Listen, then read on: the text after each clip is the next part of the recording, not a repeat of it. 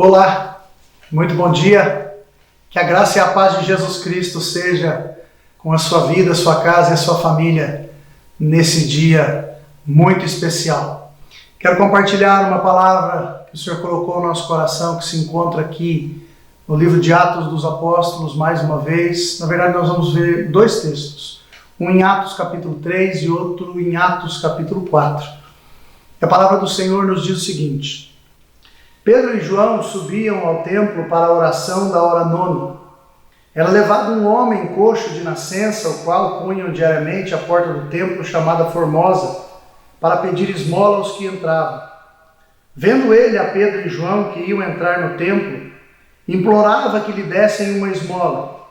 Pedro, fitando juntamente com João, disse: Olha para nós. Ele os olhava atentamente, esperando receber alguma coisa. Pedro, porém, lhe disse: Não possuo nem prata nem ouro, mas o que eu tenho, isto te dou. Em nome de Jesus Cristo Nazareno, anda. E tomando-o pela mão direita, o levantou. Imediatamente os seus pés e tornozelos se firmaram. De um salto, se pôs em pé, passou a andar e entrou com eles no templo, saltando e louvando a Deus. Viu todo o povo andar e a louvar a Deus. E reconheceram ser ele o mesmo que esmolava, assentado à porta formosa do templo. E se encheram de admiração e assombro por isso que lhe acontecera.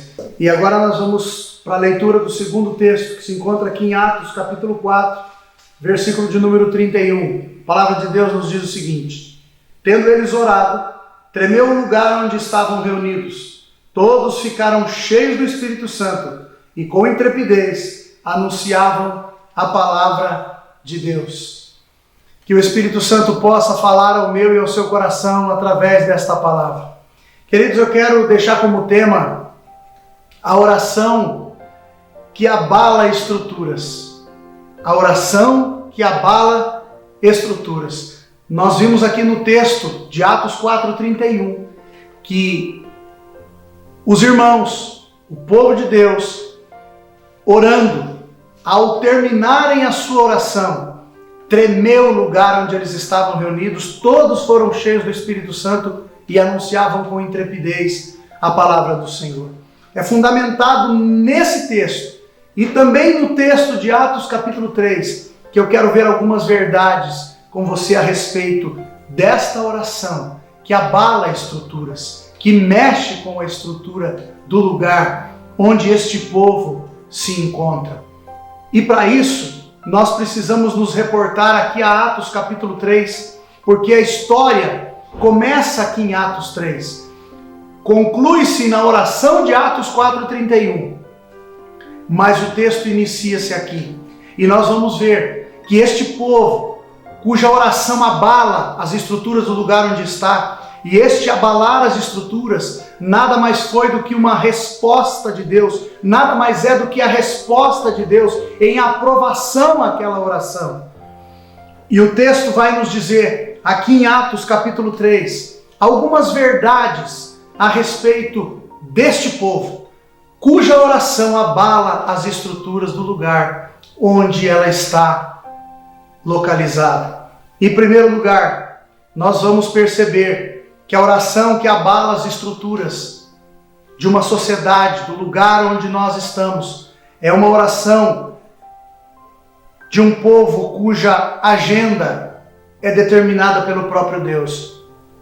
Atos capítulo 3, versículo 1 diz que Pedro e João estavam subindo ao templo para a oração da hora nona, ou seja, 3 horas da tarde. Queridos, havia um horário estabelecido. E nós entendemos que não era simplesmente por aqueles homens, mas eles tinham a consciência de que Deus os queria naquele lugar. Assim como Deus deseja nos encontrar no lugar da oração. Eles priorizavam a oração. Eles sabiam que eles necessitavam estar na presença de Deus. A agenda desses homens era feita pelo próprio Deus. Eles estavam sintonizados com a vontade de Deus. Eles estavam sintonizados com a ação do próprio Espírito na vida deles. E assim é comigo e com você. Será que nós temos esta hora nona? Será que nós temos separado um tempo para estar diante de Deus, para ouvir a sua voz, para colocarmos diante dele também as nossas petições. Este é o povo cuja oração abala as estruturas. Este é o povo que traz uma resposta de Deus às suas orações. Não é o fato de nós estarmos simplesmente dobrando o nosso joelho, mas é um estilo de vida.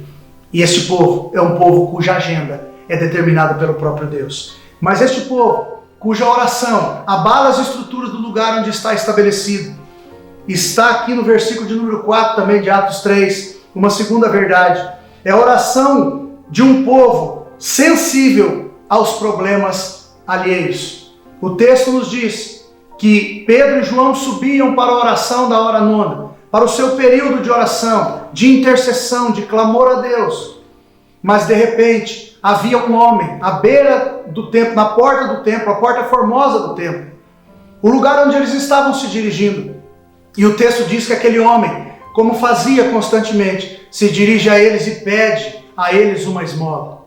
E o texto nos diz que aqueles homens fitaram os olhos daquele paralítico. Queridos, o texto deixa claro para mim e para você que eles param, eles deixam de caminhar e eles se voltam para aquele homem.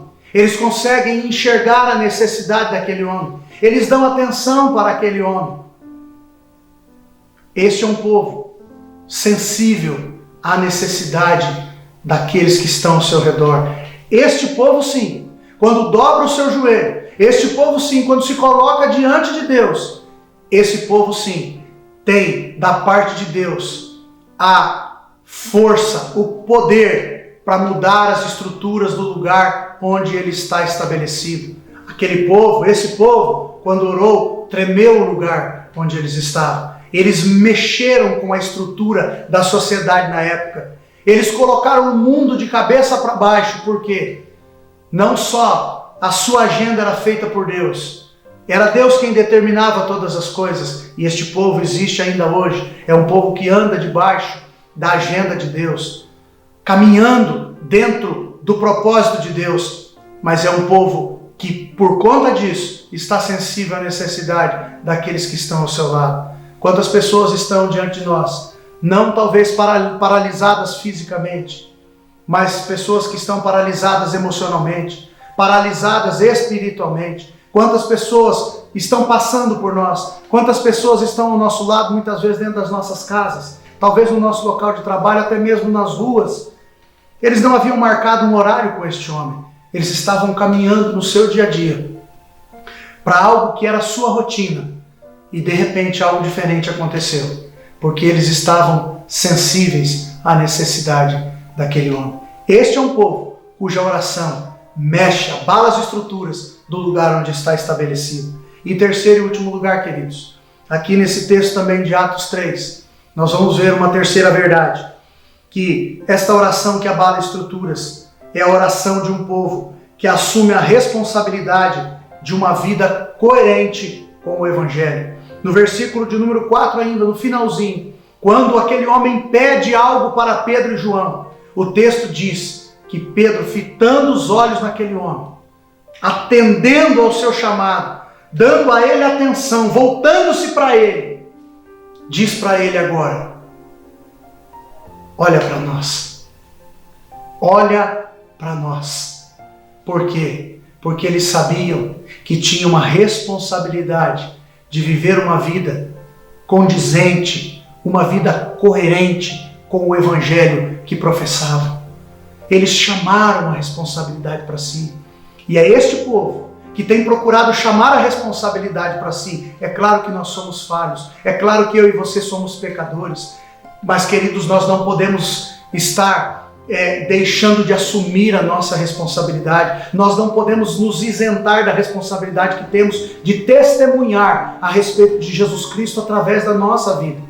E quantas vezes você já ouviu falar: ah, mas porque fulano diz que é cristão, tá todo mundo acha que se não fosse cristão, talvez não repercutisse isso. Isso não é negativo, isso é positivo. É sinal de que as pessoas estão olhando para nós. Agora a questão é saber qual tipo de vida nós estamos levando, que evangelho que nós estamos mostrando para as pessoas.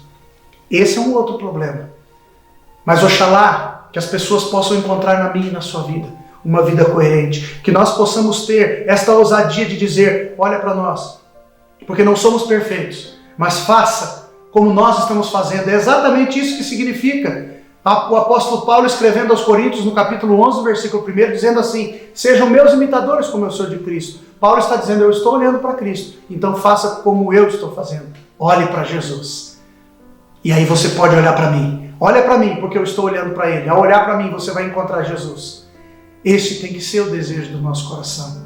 Que esta seja a motivação primária do meu e do seu coração. Porque aí sim, queridos, as nossas orações, elas vão abalar as estruturas do lugar onde nós estamos estabelecidos. Você está na sua cidade, você está dentro da sua casa, você está no seu local de trabalho. Deus não te colocou aí por acaso. Existe um propósito, mas nós precisamos assumir a nossa responsabilidade diante do nosso Deus e dizer, Senhor, eis-me aqui, usa-me a mim. Eu quero orar com você nesse momento. Senhor, nós queremos te agradecer de todo o nosso coração pela verdade que é a tua palavra.